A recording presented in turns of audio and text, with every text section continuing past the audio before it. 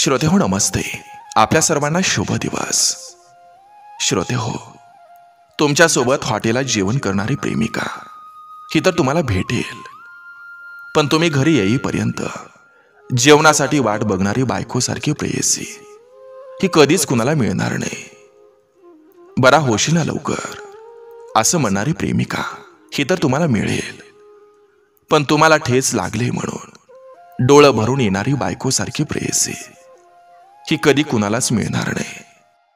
श्रोतेहो, तुमच्यासोबत फेसबुक व्हॉट्सअपवर चॅटिंग करणारी प्रेमिका ही तर सगळ्यांना मिळेल, पण प्रत्येक क्षणाला तुमची काळजी करणारी बायकोसारखी प्रेयसी ही कधीच कुणाला मिळणार नाही. तुमच्याकडून भेट स्वीकारणारी प्रेमिका ही सगळ्याला मिळेल, तुम्हाला मिळेल, पण तुमच्या वाढदिवसाला गुलाबाचं फूल देणारी बायकोसारखी प्रेयसी ही कुणालाच मिळणार नाही.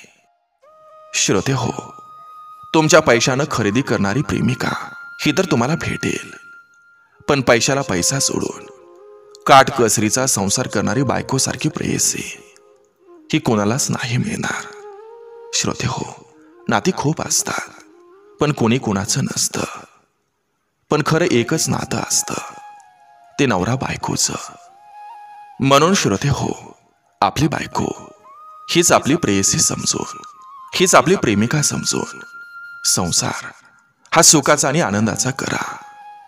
कारण आयुष्याच्या शेवटापर्यंत आपल्या बायकोची ही आपल्याला साथ असते, दुसरी कोणाचीच नसते. नक्की विचार करा. चला, आजही आपल्यासाठी सुंदर विचारांची ही शिदोरी, ही मालिका अशीच पुढे घेऊन आलोय. चला, करूया सुरुवात सुंदर विचारांना, सुंदर सुविचारांना.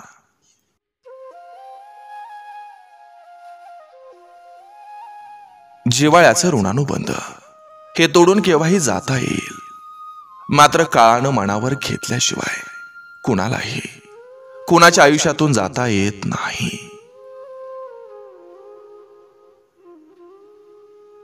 धावणाऱ्याच्या माग धावल्यापेक्षा थकलेल्या देहाच्या माग चाला, कारण धावणाऱ्याचं पोट भरलेलं असतं, तर थकलेला हा पोटासाठी धडपडत असतो. वाईट वेळ ही आज ना उद्या निघून जात असते, मात्र त्या वाईट वेळी कोणी किती वाईट वागणूक दिले हे अंतिम श्वासापर्यंत लक्षात राहतं. दुसऱ्यांच्या चुका शोधायला मेंदू लागतो आणि स्वतःच्या चुका मान्य करायला काळीच लागतं. तुम्हाला तोंड घशी पाडायला अशीही लोक येतील ज्यांना तुम्ही चालायला आणि बोलायला शिकवलेलं असतं. रक्ताच्या नात्यालाच रक्ताची ओढ असते, बाकी नाती फक्त भ्रामक शब्दाची घोडदौड असते.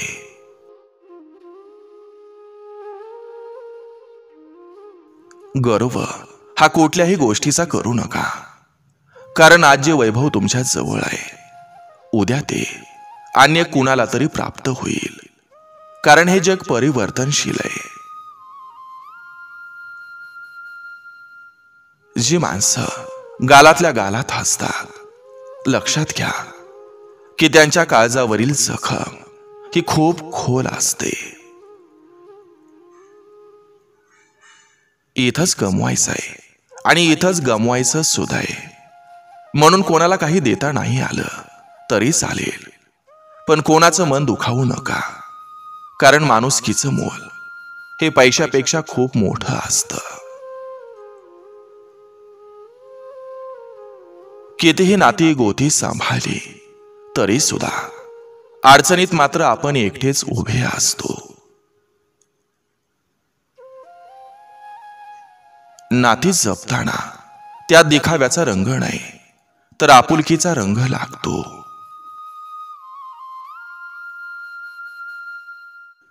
समोरच्या व्यक्तीचा स्वभाव आपण बदलू शकत नाही, मात्र त्याचा स्वभाव ओळखून आपण स्वतःला नक्कीच बदलू शकतो.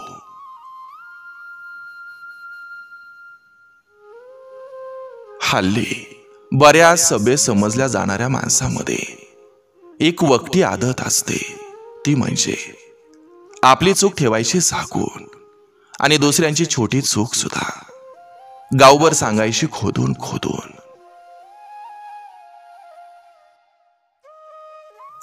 संसारात एक गोष्ट नेहमी लक्षात ठेवायची असते, नवऱ्यानं आपल्या बायकोचा अपमान आपल्या मुलांसमोर हा कधी करायचा नसतो किंवा तिला कमी लेखायचं नसतं, आणि बायकोनं आपल्या मुलांसमोर नवऱ्याला कधीच कमी लेखायचं नाही किंवा अपमान होईल असं बोलायचं नाही.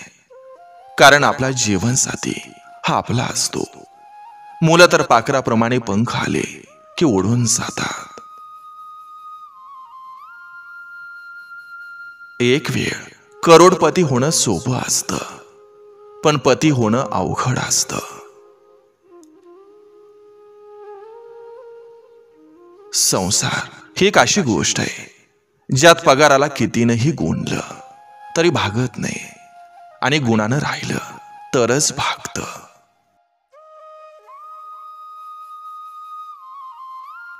प्रेयसीचा चेहरा हा चंद्रासारखा दिसतो, पण पत्नीच्या चेहऱ्यात कधी आपण चंद्रच पाहत नाही.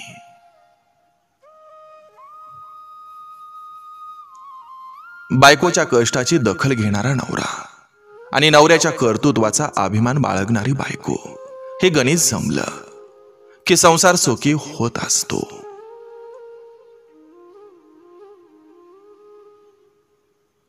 सुखी संसार हा असाच नाही होत.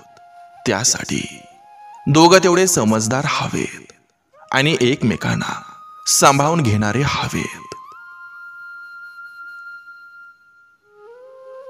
संसाराची सुरुवात ही सुंदर दिसण्यानं होऊ शकते, पण संसार सुखाचा होण्यासाठी समजून घेण्याची कला ही दोघांमध्ये असली पाहिजे.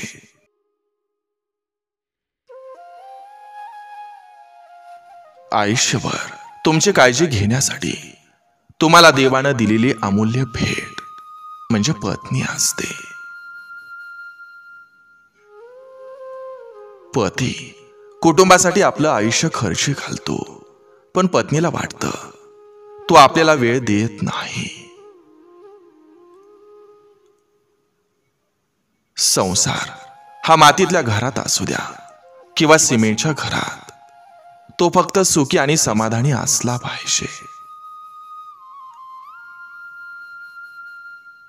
संसार हे नित्यचक्र आहे, नित्यक्रम आहे.